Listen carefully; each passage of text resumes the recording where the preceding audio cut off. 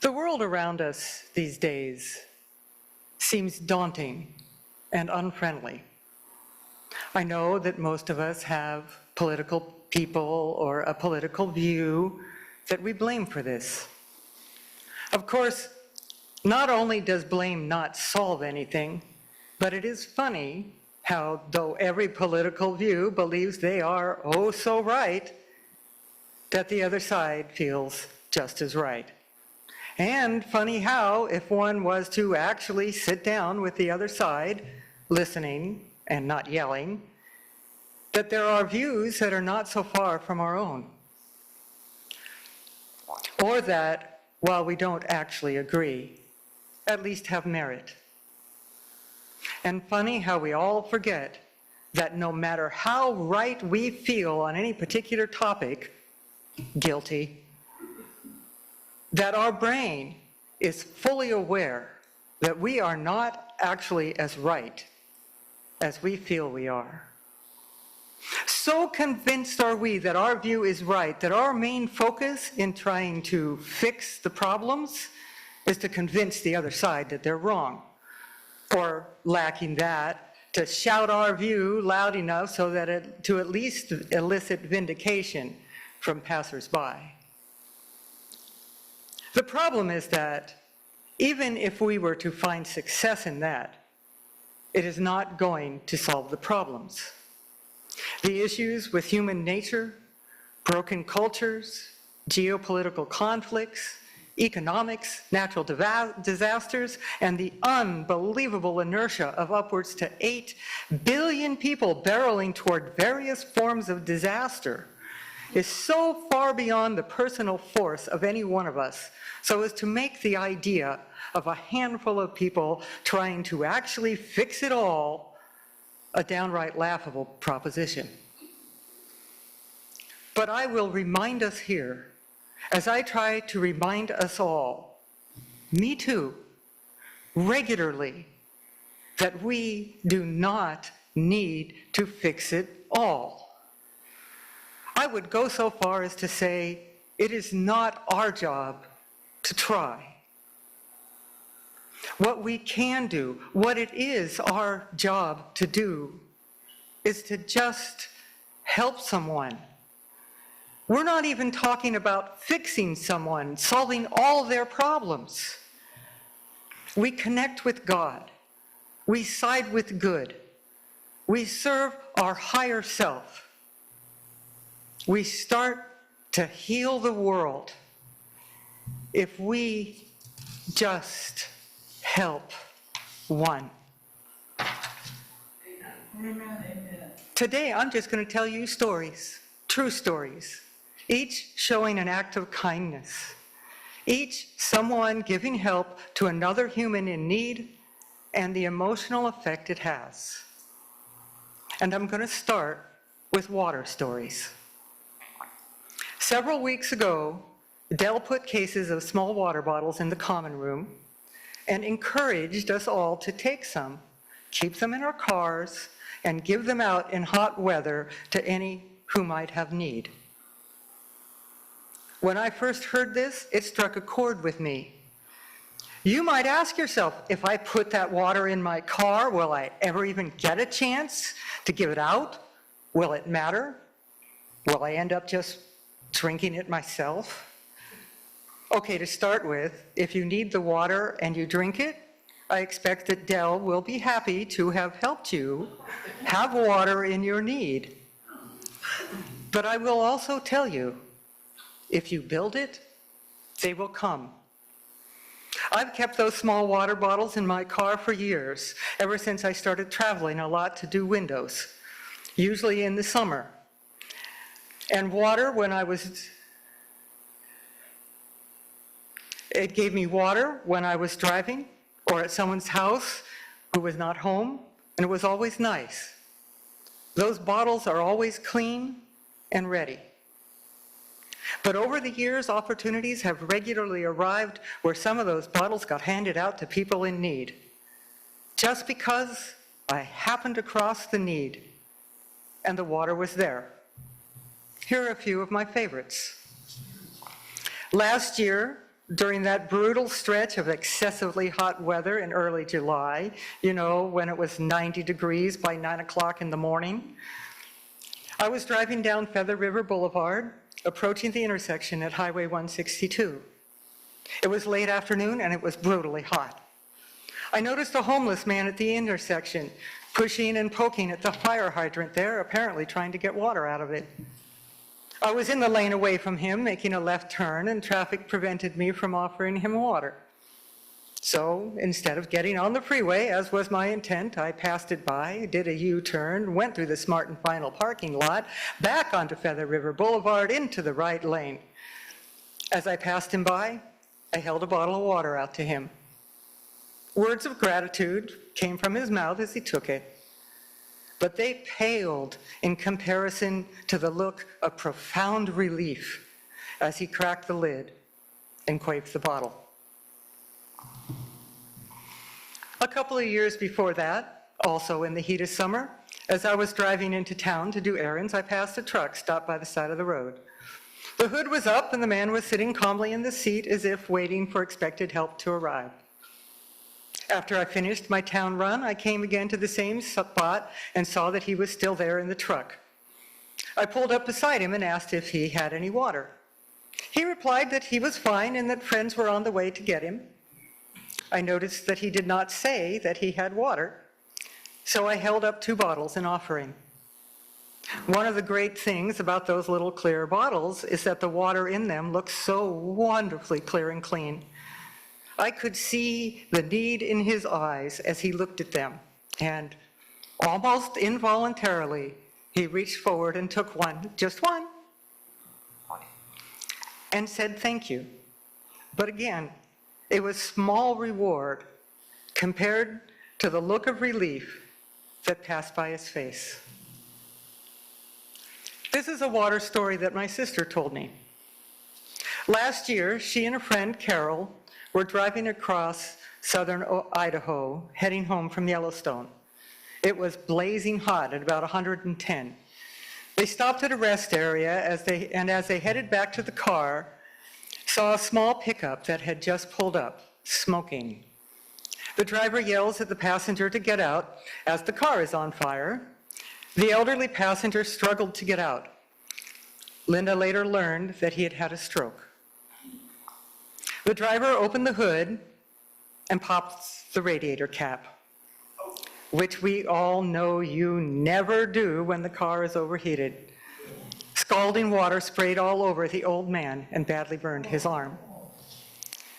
Linda and Carol could not do much, but on long trips, she always travels with an ice chest filled with frozen water bottles, which she refreezes on any occasion that might arise. She grabbed 6 half-frozen bottles and ran over. She immediately poured one on the old man's arm to cool down the burn and suggested that he put one of the icy ones on his arm, which he did. He was very grateful. She told them to keep all the bottles to drink and for cooling, as they were clearly poor and they had no water or ice. The men were in a safe place with other people to help, and Linda and her friend needed to get back on the road. The men were very thankful for the ice water, and Linda and Carol were both grateful having been able to leave them water. And one last little one. Just a few days ago, I was driving out of the Food for Less parking lot and saw a man with an unusual sign. I'm used to seeing hungry and homeless and need gas, but this one just said thirsty. So I handed him a bottle. He said thanks and God bless, and cracked that lid before my car even started to move again. If any of you have ever found yourself terribly thirsty on a hot day, probably most of us, then you understand why giving water to someone in need elicits such an emotional reaction. Even if you don't have some generous person at your church making it as easy as it could possibly be to have water in your car, the cost and trouble of putting water in your car is negligible. And the effort of handing out that water, hardly an extra heartbeat. Yet, when given to a person in need, the sense of appreciation can be so strong that they never forget the event. But of course, handing out water is far from the only time that little things can have a profound effect. I sat down for a final in high school. It was the last class on the last day I would spend there. I sat down in the fourth seat of the row, as I did every day. In the third seat was a boy whose name I have forgotten. He never spoke to me in class. I was not exactly popular in high school. In fact, I was bullied relentlessly every day I spent there. And any time this boy met me in the hallways, his words were unkind. As we prepared for our test, he turned around in his seat and offered me an extra sharpened pencil on the chance that mine should break. I was distrustful and wary, and as he passed the pencil to me, I hesitated, and it dropped. I moved to catch it as it fell, and it caught between my leg and my hand, driving the point into my palm. It left a dark mark, a mark I can still just see if I look careful, a mark that when I looked at it over the years after, each time I saw it, I hated him a little less. A reminder over all that time that the very last act this man did toward me was an act of kindness.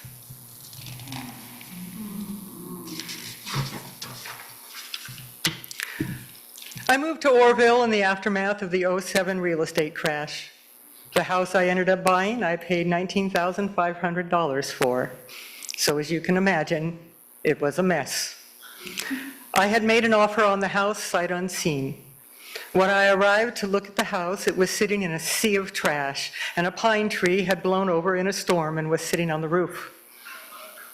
On the front door was a notice from the county of an abatement hearing that was going to happen in the middle of the following week.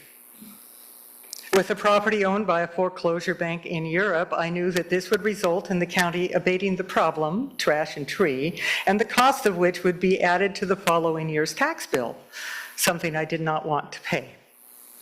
I called the county and talked to the inspector involved. I told him that I'd made an offer on the property, which had been accepted. I promised that I would clean the property as soon as I owned it, and could he cancel the hearing? He couldn't, as it took months to schedule a hearing, and he didn't know if my promise would come to pass.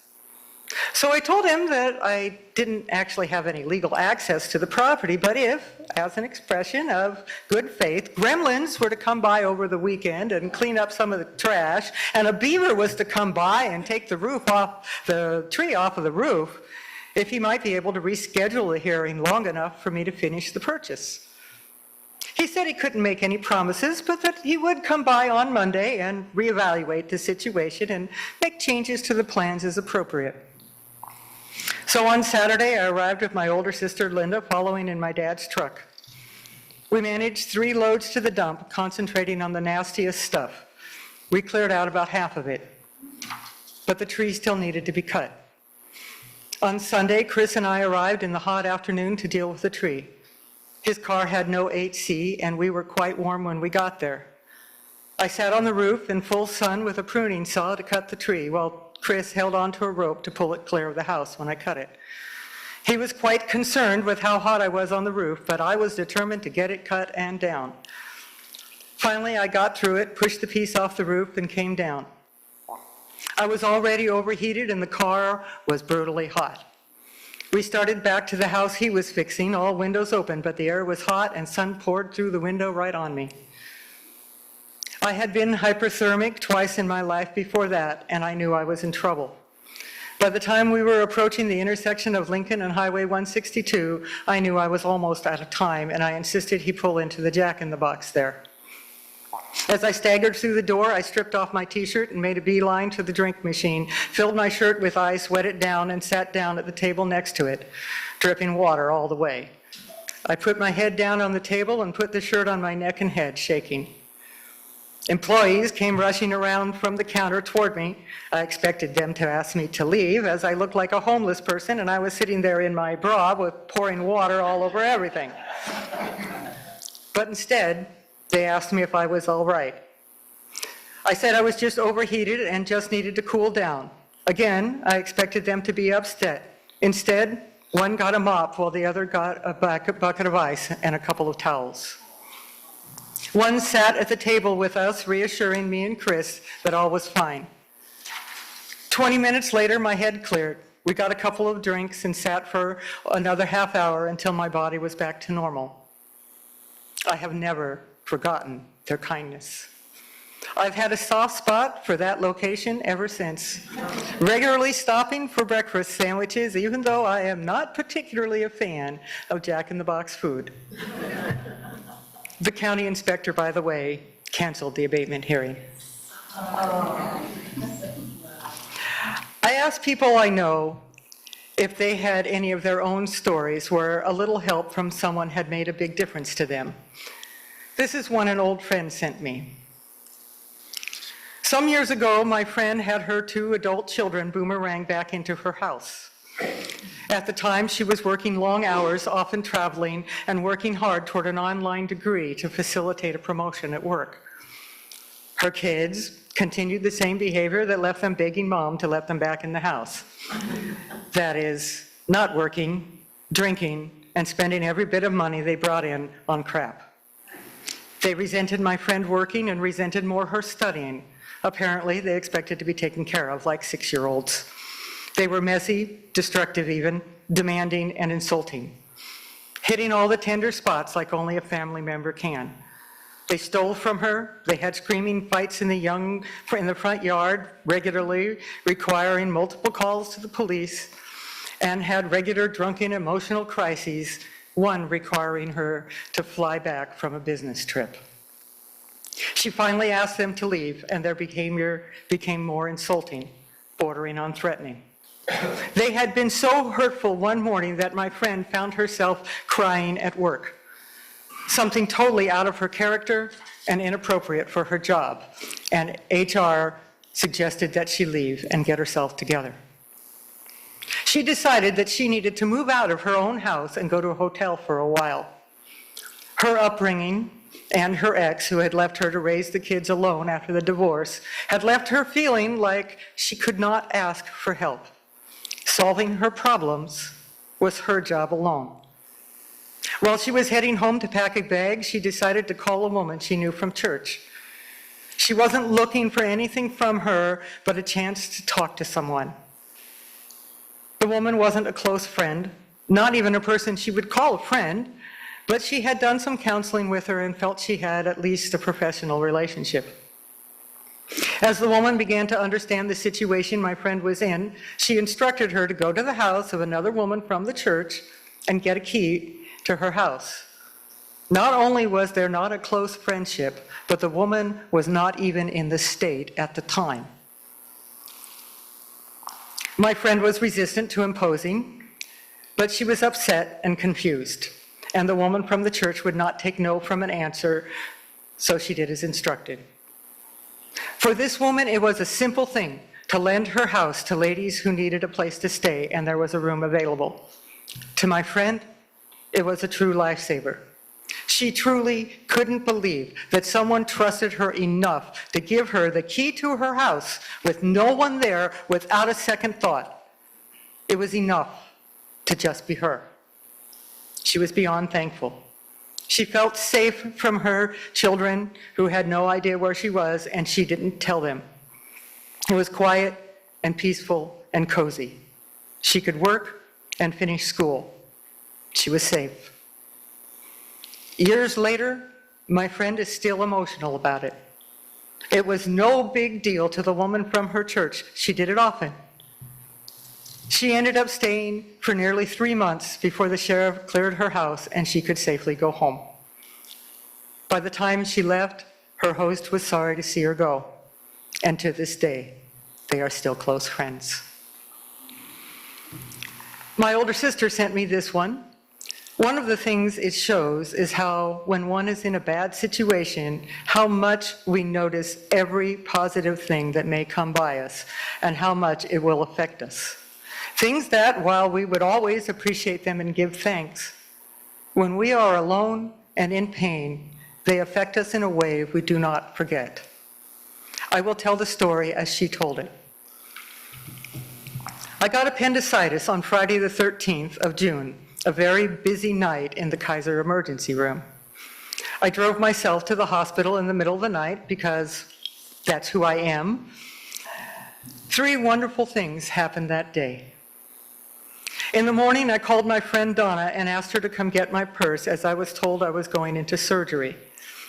After getting mad at me that I didn't call her in the middle of the night to give me a ride, she came right away at 6 a.m. to get my belongings and keep them secure. The second thing was my sister Suli. I called to say I had appendicitis and she asked if I wanted her to come. I said yes, and she did. I didn't really know what I would need from her except I needed support. And I felt silly asking when I was sure I didn't need anything. But she came, and I felt loved by both of them. The third thing that day, I had been on a hard hospital gurney from midnight to around noon the next day and no surgery time in sight. I was miserable and on an antibiotic drip in hopes my appendix wouldn't rupture until they could get me into surgery. When I asked a few of the nurses when I would have surgery or complained that I was uncomfortable, they walked out on me. Yep. One nurse said she would be right back and got me a bed. And she got me a toothbrush and toothpaste and a hairbrush. I was overwhelmed with how much I needed these small things. Now I was comfortable, and after brushing my teeth and brushing my hair, I felt human again. I can't describe how much it meant after all those horrible hours before that. I later wrote a letter to the hospital surgery supervisor to thank her for her kindness when no one else was willing to go a little beyond. I still waited until after 5 p.m. that night for surgery, but at least I had a bed and clean teeth. There's a story about Gandhi, widely believed to be true. This is the version of the story as recounted by Gandhi's grandson, Arun Gandhi. It describes a Hindu man named Suren Banerjee, who was consumed by grief and rage after his family was killed by Muslims during the 1946 Calcutta riots. In a fit of anger and revenge, Suren himself killed a Muslim child. Tormented by his actions, he went to Gandhi and asked how he could redeem his soul. Gandhi told Suren that to find peace, he must find a Muslim child whose parents had been killed in the riots. He was to adopt the child and raise him as his own. But he must raise the child as a Muslim.